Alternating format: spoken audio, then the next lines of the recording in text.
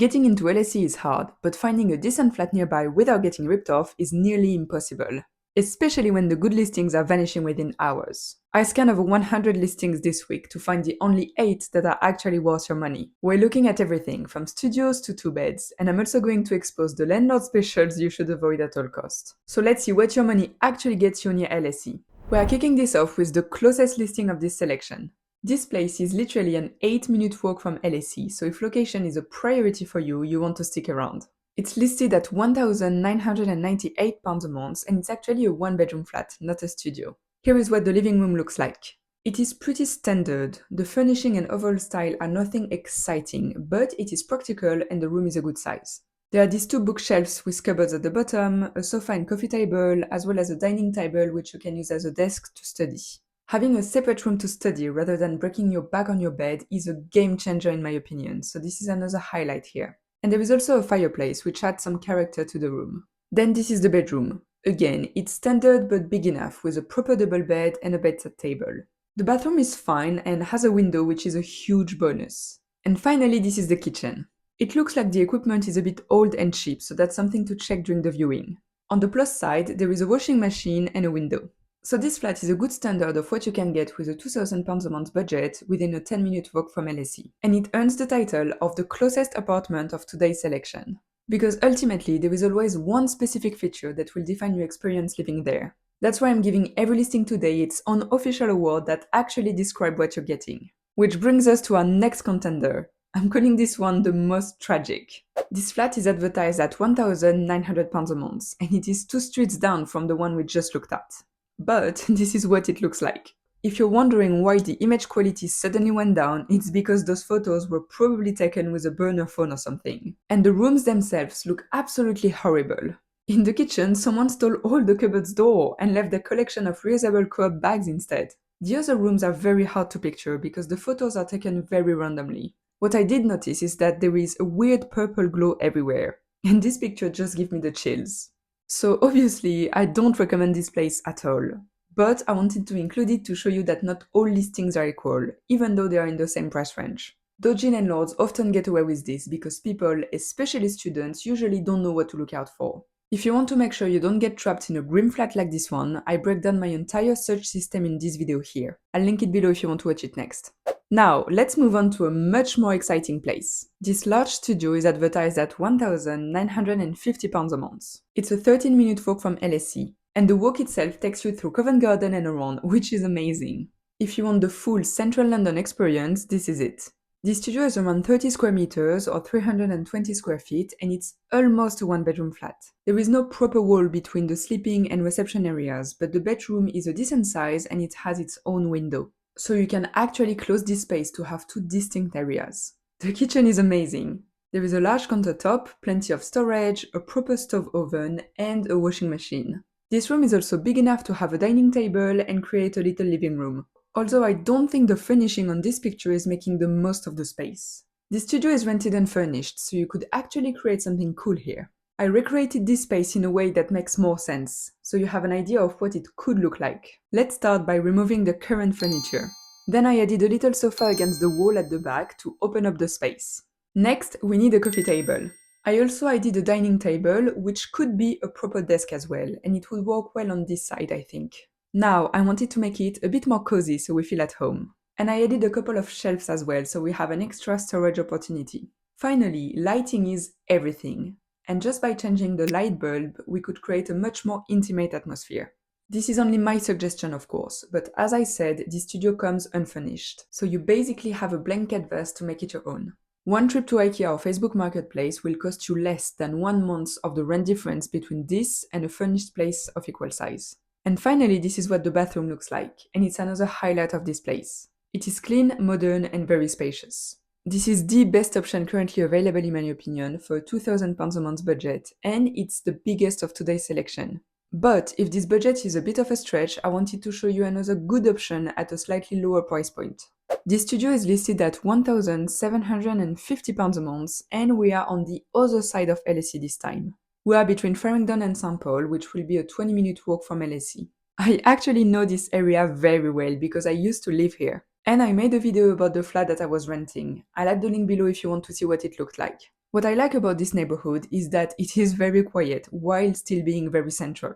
So if you don't want to be dealing with a crowd of tourists each time you get out of your flat, this could be a good option. We are also a walking distance from the city of London, so if your degree includes an internship or a placement, you are maximizing your chances of having an easy commute. The studio itself doesn't have the most modern furnishing, but it has several pros. First of all, it is spacious. There is enough space to breathe, there is a proper dining table that you can use as a desk, and this odd little sofa is actually hiding a bed that you can pull out at night and then pull back during the day to have more space in the room. The kitchen is a good size and it's very well equipped. There is an integrated fridge, an oven, a dishwasher, and a washing machine. And finally, this is the bathroom, which is actually a wet room. It is spacious and in good condition. Last bonus, there is a 24-hour concierge team in the building, so if safety is a priority for you, this is a good option. Now, I want to show you another flat which is slightly more expensive and that is going to surprise you, not in a good way. This is a one-bedroom flat listed at £1,820 a month and it is a 13-minute walk from LSE. On paper, it's a great deal. Cheaper than other places in this video, a separate bedroom and super close to the university. There is a nice reception room with a fireplace, a desk, a modern kitchen, plenty of windows. Yes, but take a look at the bedroom. Let's zoom in right here. Why is half of the bathroom right next to the bed? What happened? It's actually not uncommon to have all-in-one rooms, and I regularly see listings where you can cook from the toilet. But it's usually in listings that are extremely cheap for London, not almost £2,000. I wanted to show you this place to warn you. If you're not used to the London market, you might think that this is normal or acceptable, and I'm here to tell you that it's not. You deserve a proper bathroom, especially at this price. Next. This studio is listed at £1,900 a month, and it is near the famous Oxford Street, a 15-minute walk from LSE. This is what the main room looks like, and at first I was not impressed. It's definitely on the smaller side, and the kitchen unit is the most basic you can find in any DIY store, so nothing exciting. However, if you rent this place, you will have access to this incredible roof terrace. And it is such a rare opportunity, I thought it was worth showing. From up there, you get an incredible view of London, and you can actually enjoy this space during the summer. So after seeing this, I decided to go back to the main room and see what we could do with it. I tried different combinations of furniture to see what would work, and this is what I came up with. I think to make the most of the space, we could put a bed that turns into a sofa with a couple of big cushions. This way, you keep the comfort of a proper mattress, but you won't feel like you have to live in your bed. I also added curtains, a rug, and a coffee table to make it feel more like a home. And finally, I added some storage, because there is zero built-in storage in this studio and we need to make it more practical. Here is the final result and what I would try to do if I was renting this place. It's not the biggest, but if outdoor space is important to you, this is as good as it gets in central London. However, if the actual studio is what really matters to you, the next place might surprise you. It's a studio listed at £1,950 a month and it is a 20-minute walk from LSE. It is technically a studio, but it feels more like an art installation gone wrong in my opinion. I mean, okay, so it is a really cool place. There is a proper double bed that can be isolated with curtains, large windows, and a big comfy looking sofa. That's great. But isn't there something that disturbs you? Like this giant chair suspended in the middle of the room? I mean, is it really a must-have when you live in a tiny studio like this one? I don't think so. Also, there is absolutely zero storage in this flat, so that doesn't help. Unfortunately, I don't think this is the best option if you're looking for an accommodation, not a stage for a photo shoot. But I couldn't help thinking that it is such a wasted opportunity. So I went ahead and I rearranged the place to show you what it could look like. Let's fix this place. Giant, ridiculous chair? Gone. Cute coffee table in front of the sofa? Done. TV against the wall? Of course. And I would also use the space on the wall to add some desperately needed storage. Now on this side, I would completely clear the wall. This TV is not needed here anymore, and this giant picture must go. This tiny table is also not a must-have and it's wasting space. Let's put a wardrobe instead. Yes, it would block the door, so I would just remove the door and put curtains instead. And finally, let's add some shelves, because we need more storage. I know I said it before, but landlords need to be realistic. We need somewhere for our clothes, our books, and so on. And the rest of the studio is actually quite nice. There is a cute kitchen and a large bathroom. So I don't think the way this studio is organized is very appealing, but maybe I'm wrong. Maybe some of you are looking for a quirky, unique accommodation and you're going to love this one. If you like the listings I'm showing you today, this is exactly the kind of place that I'm sharing in my free newsletter. I focus on a specific budget or area every week, and I send you a selection of my favorite places. The link is below if you want to sign up. So if you want to live on your own and be a walking distance from LSE, you are prepared. Based on what we've seen, you will need around £2,000 a month for your rent, and if you're lucky, this will include council tax and other bills. The other option if you want to live close to LSE on a smaller budget is to share. But wait a second, I'm not going to show you dodgy flat shares where 9 tenants are sharing a toilet and a microwave, not at all. I've done some research, and the smartest way to rent near LSE is to find one single flatmate. If you team up with just one friend, you unlock a completely different tier of London real estate, and you suddenly get access to incredible properties. So let me show you what it could look like. I found this 2-bedroom flat that is listed at £2,396 a month, and it's located in Waterloo, which is a 25-minute walk from LSE.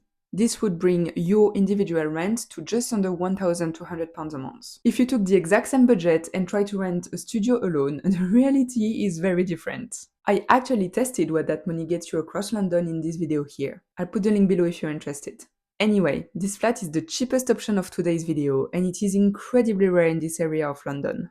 Usually, in this neighborhood, this budget would get you a fake studio with a dirty sink in the corner, period. Here you get 2 decent bedrooms, a large living room, a separate dining kitchen, and a bathroom with a bath. This is bedroom number 1. It's very spacious with 2 big windows, a space to study, and plenty of storage space. The second bedroom is slightly smaller but similar, with 2 windows, storage, and a big desk. Then this is the living room, which is a good size for just 2 tenants. And this is the kitchen where there is space for a proper table. Just remember that this solution is almost £600 cheaper than the cheapest studio we just looked at. Can you imagine what you could do with this amount of money? That will easily cover you food shopping for the month, or it could pay for a cool European city break every single month. But this is not the only option if you're looking to share with a friend. I found this flat that is listed at £2,800 a month and that is located in South Bank, a 24-minute walk from LSE. It is almost 90 square meters or 950 square feet, which is 3 times as big as the biggest studio we looked at earlier. And your share of the rent would come to £1,400 a month. This place has an incredible reception room. Look at this space, it is huge. If you're afraid of feeling isolated while attending university, this would be the perfect place to host dinner parties or study groups. And of course, both bedrooms are also very spacious. I thought the furniture could use a little upgrade, so I went ahead and redesigned the space slightly. This is what bedroom 1 could look like for a student who needs a proper desk. And this is bedroom 2, before and after I added my own touch to it. Now, maybe you're happy to share a living room and a kitchen with a friend, but you still want your own bathroom. In this case, the next place will be perfect for you. It's a 2-bedroom flat advertised at £2,925 a month that is located in Charing Cross, just a 14-minute walk from LSE. This isn't just a random flat, this is practically a house. It is split level, which means that you can be studying downstairs while your flatmate is cooking upstairs, and you won't hear a thing. For less than £1,500 per person, you get a very cool reception room with an open-plan kitchen and a balcony, as well as your own bedroom and bathroom. Bedroom number 1 has an ensuite, which we can't see properly, but it looks big enough and it has a bath. And the room itself is very spacious. I mean, it has 3 huge windows. It's unfurnished, so I added some furniture myself to show you what it could look like. We could create a proper little nook for studying, while still having enough space for a proper bed and storage for your clothes. Then this is the second bedroom, which has integrated storage and is right next to the second bathroom. On the first floor, there is this beautiful reception room with a cool little counter here, plenty of windows and light, and a little balcony as a bonus. So here's my verdict for accommodation around LSE right now. If you want to live alone and have a £2,000 a month budget, pick a big studio like this one. If you want to save money but still live close to the university, find a roommate and pick a spacious flat where you will still have your privacy like this one. And remember, whatever you do, stay away from places like this where landlords clearly don't care about their tenants. Speaking of staying away from landlords who don't care, how do you spot them before you sign the lease? I break down the 3 biggest red flags to watch out for in this video right here. Click here to watch it next.